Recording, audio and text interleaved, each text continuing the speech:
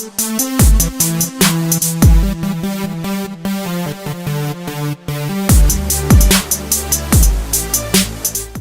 boundaries, we're going to run through a couple of different levels to boundaries. First level is building value for being on an object. We like these raised beds because they're quite a clear boundary for them. They're raised off the floor, so they can quite quickly understand that actually this is the boundary they need to be on it. The lower it is and the less clear it is, the harder it is to teach. So we set them up for success straight away by using these clear boundaries.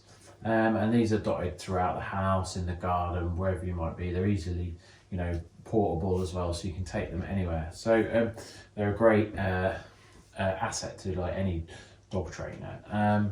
But first off, I want to build lots of value for being on that boundary, and that basically just means by feeding the bed or the object that they're on. So with the raised bed, I'll tend to just place the food on the bed. And not in the dog's mouth, so that's putting the value into the object that they're on rather than the value being just posted straight into their mouth. So it's quite clear for the dog. So literally I can do this while I'm watching telly, I might be cooking in the kitchen, it could be I'm doing some gardening outside and they're next to me, and I'm just randomly feeding them for being on the bed.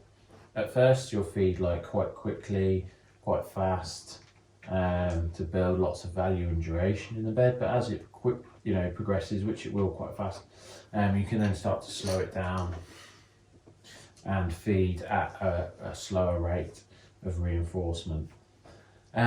Next level, once you've built some value for being in the bed, would be to release the dog off. So throw a piece of food away and the dog will get back on the bed. And my setup is basically me, bed, and the dog is over there, because they'll naturally want to gravitate back to us where the food is. So by throwing that piece of food over there, you know that they're going to get back on the bed and come to you. So you get the opportunity to then reward them for getting back on that boundary again. So that's kind of your level 2, I would say.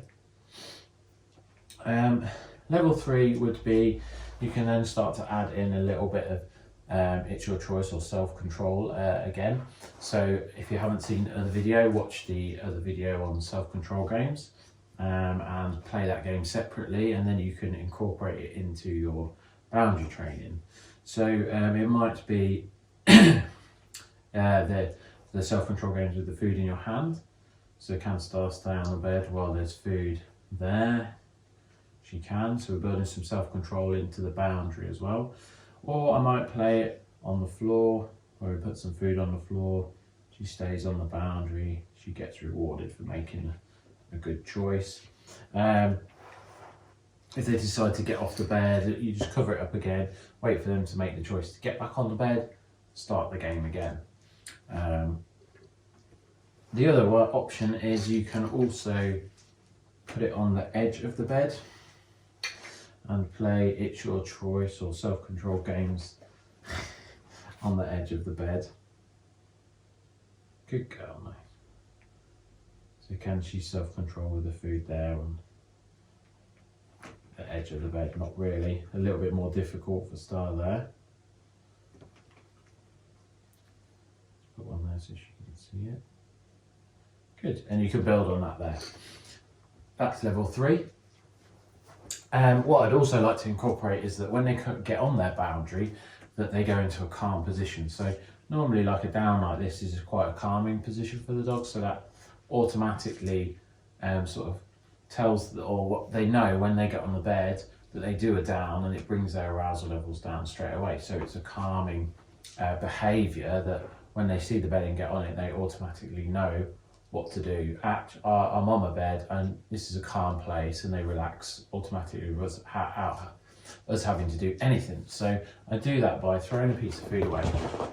When the dog gets back on the bed, they might be stirred or they might be sat.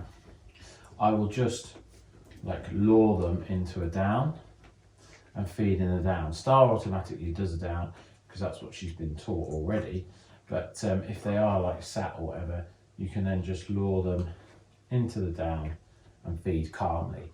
The calmer we feed, the calmer we are, the calmer the dog will be. So that's what we're trying to instill into this. So that's your levels for now, and there are a lot more levels, but we'll work on them at a later date.